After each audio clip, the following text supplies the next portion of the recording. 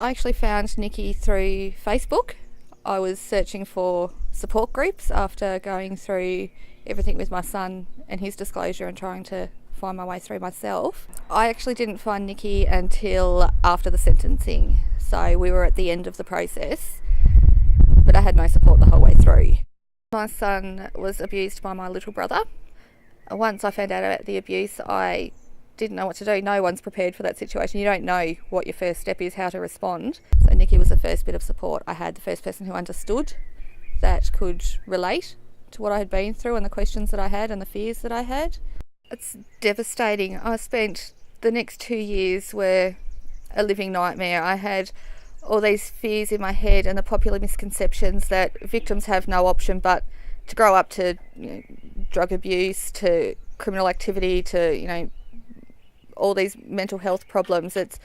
That's the only view we ever get from the media. We never see survivors like Nikki who can actually function quite well despite what's happened to them, and they can be quite highly functioning, successful people.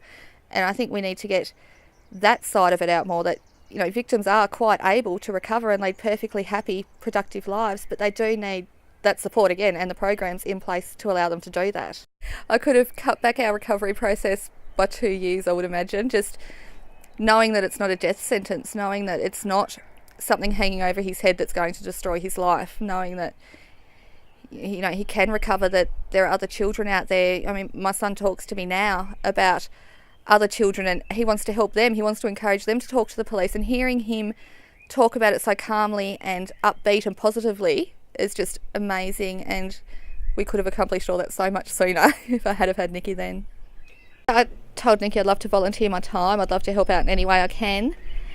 And we decided to do some fundraising in Tasmania, and from the fundraising it snowballed into this massive launch at Parliament House with politicians and media conferences, and it's just got really, really big really, really quickly, but that's a great thing.